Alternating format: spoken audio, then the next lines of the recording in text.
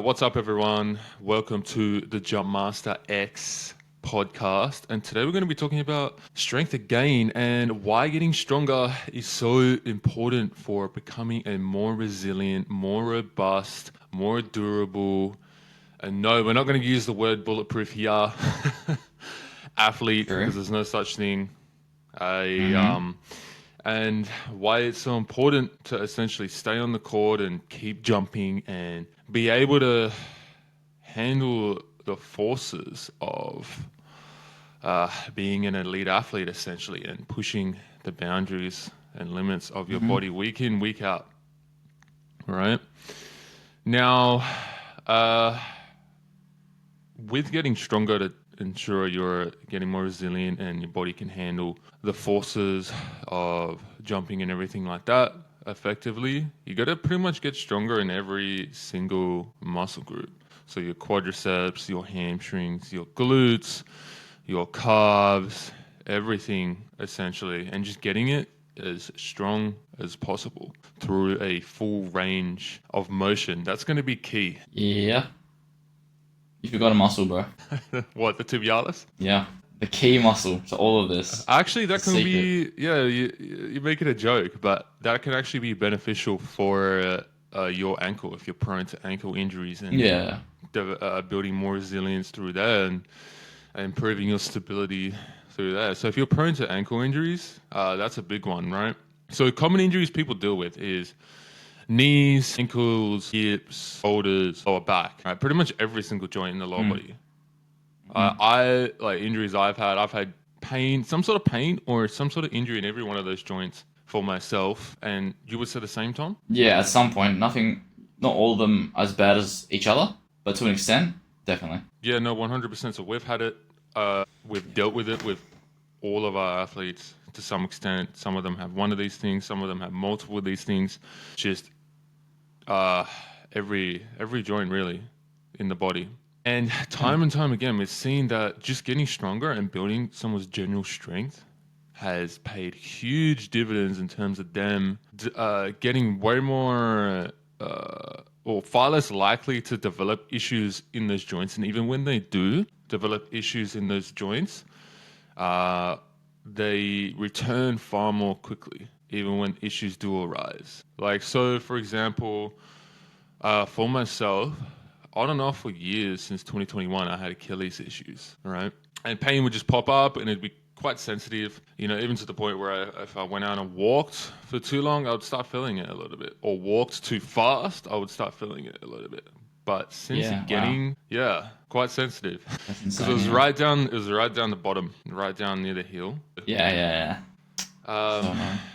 but ever since getting my calves stronger in a full range of motion, and getting it to at least being able to do half and even more, like 50% of my body weight. And just in terms of doing a standing calf raise, not even a seated calf raise, it's been far more, uh, it's been far less sensitive, and Yeah.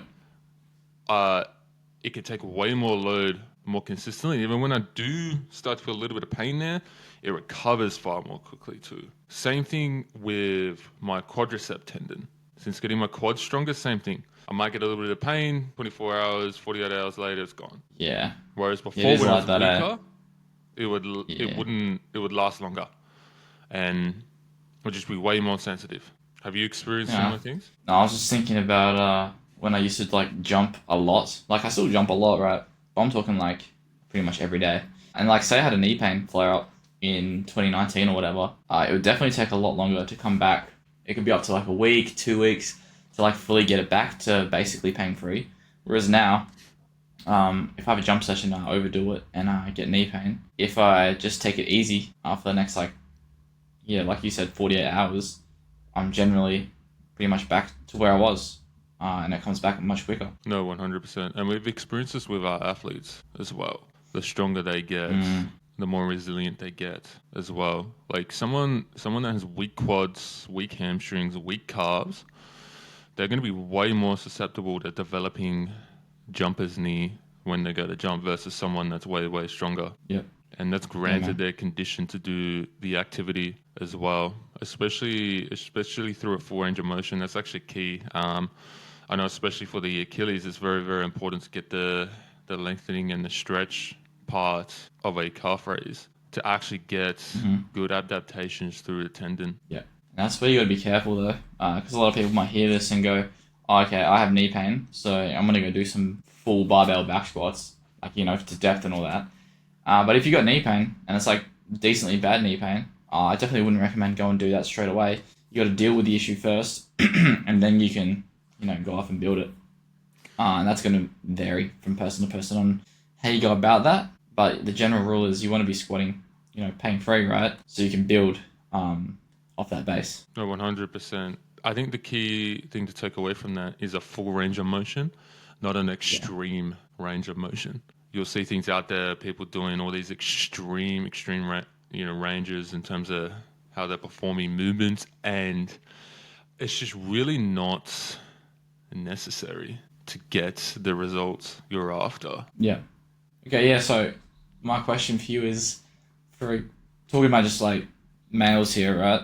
How deep on a squat is my question. Yeah, so how should you be strength training to ensure you're getting more resilient, you're becoming more durable as an athlete, and you're overall actually building general strength correctly? So how should someone go about that, Tom? Oh, I was actually asking you, but anyway, I'll answer the question. I'll answer my own question. So, okay, well, let's just say we're strengthening the quads through a barbell back squat, and we're talking about depth, right?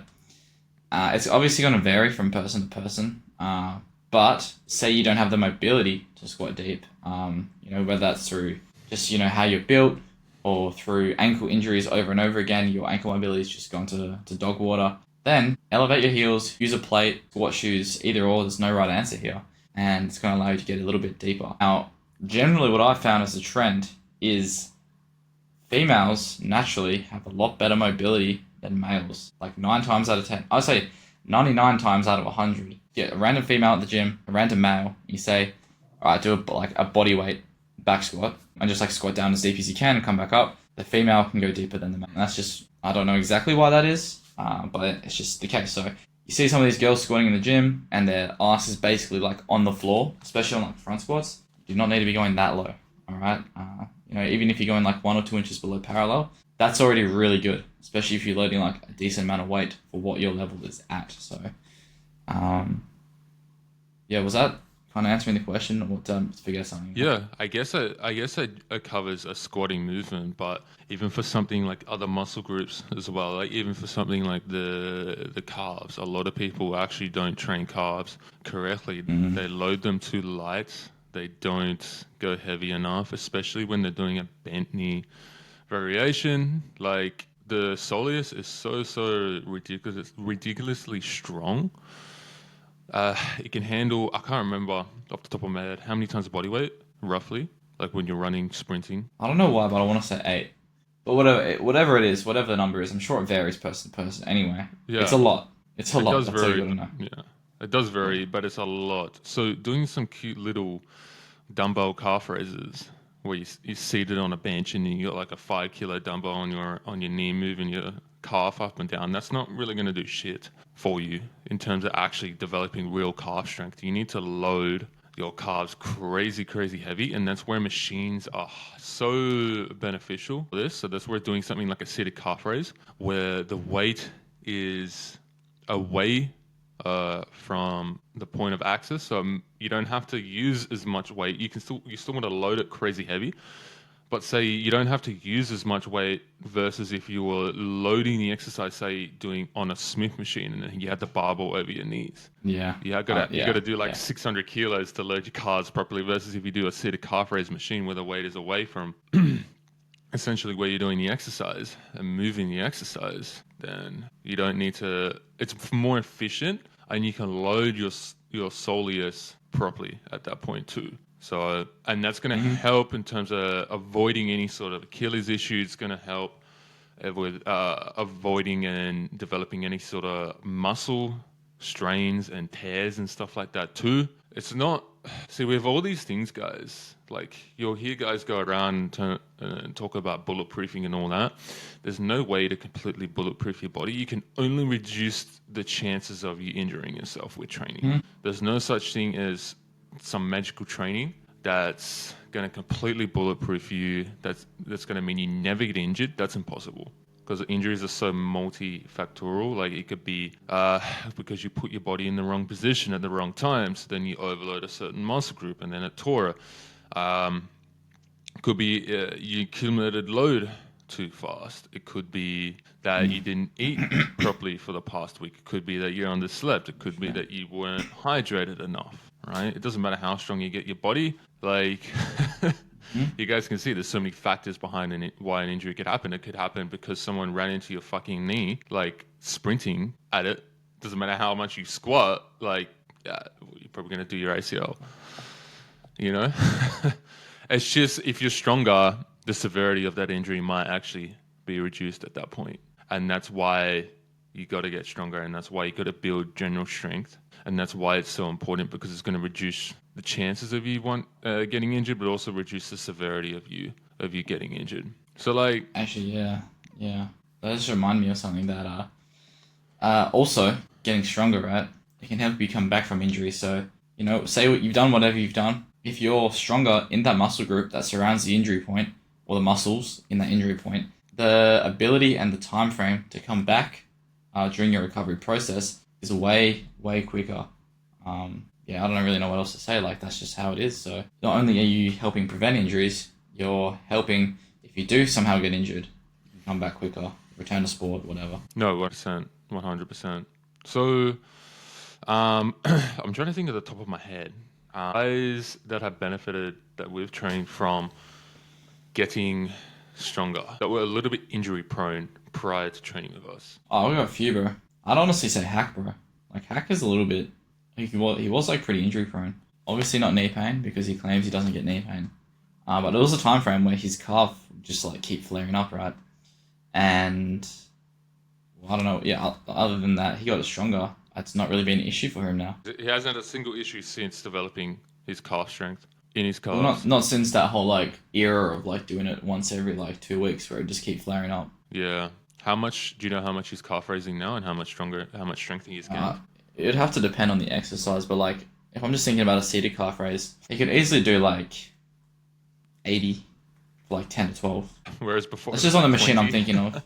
Pardon? Before it was like 20. Yeah, I just don't think he was pushing it like super hard. He was kind of just like at the end of his workout, kind of just like going through it. I don't think he knew the importance of it. But yeah, he's good now. He's good. Shout out Hack. Yeah, no, 100%. Who else? Dylan Hagen, bro. Now, I remember when we first started with him, his knees, man, like every second session, there'd be something new in terms of his knees. Like little aches and pains.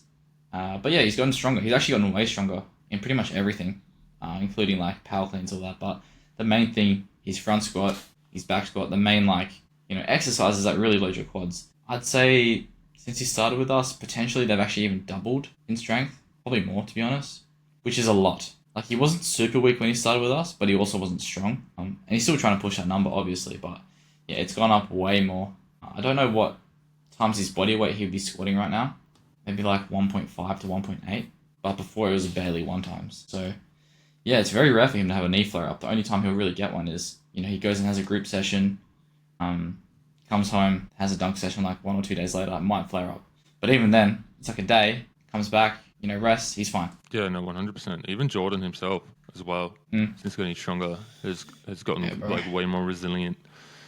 Like, there was a point where he's talked about on previous podcasts where his body was just breaking down, and just developing more general strength through his lower body is far less susceptible to that. And even when it does happen, sure, man. he's still able to push through and jump, especially like where he's a doctor. So, yeah, go on.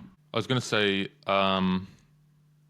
what's another common injury dunkers have, and even basketball players as well, as lower back too. And we've both had lower back injuries. And since building more thickness and armor through that section, building those erectors up, that erector spinae, my back is far less prone. Like, so that's the thing. If your back is weak, you could snap it just going and picking up a freaking pencil. Oh, literally.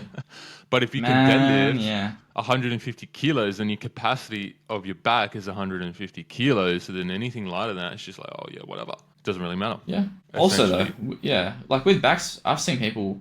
Like, my mum, for example, she herniated her disc in her spine. I don't know which one it was. Literally picking up a Christmas present under the tree that she'd wrapped, and she like twisted her torso. She was sitting on the ground like cross-legged, and moved the present. So obviously the weight was kind of in front of her, and she did it like that. But like, does that mean wrapping Christmas presents is like detrimental to your back health, or you're prone to doing your disc? No, probably not. What happened was she was a nurse before, so she was moving people in beds, whatever. That's a lot of load on your back, and it was just the thing that, what do they say, the straw that broke the camel's back, right? It's not always the one-off thing that does it. It can just be the littlest thing, just on top of all the other things you might potentially be loading and doing wrong. So it's not always just one singular lift that can do it. It can be situations like that as well. That's why it's important to manage your load as well. It's not all about just keep loading.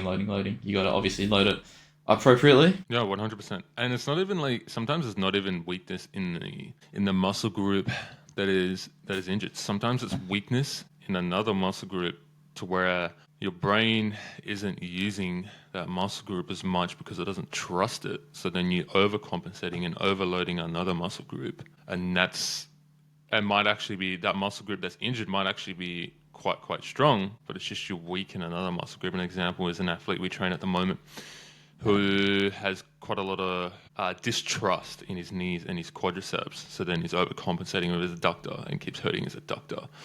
So we're developing way more strength and getting his brain to trust his quadriceps again, so that he can use them properly when he jumps, and stop overcompensating with his adductor, essentially. I think he listens to this podcast, so shout out Adam. Yeah. Yeah, man. Yeah. No, 100%. So sometimes that is a huge factor too. But if you guys are wanting help from us, you can apply for coaching down below. There's a link there. And also, if you want more free advice like you're getting in this podcast, that's going to revolutionize your approach to jump training and quite literally help you jump higher for free, we send daily emails to your inbox with key insights like this podcast. So you can sign up to that and get an email every day from us. But without further ado, we'll catch you guys in the next episode of the Jump Master X podcast. See you guys.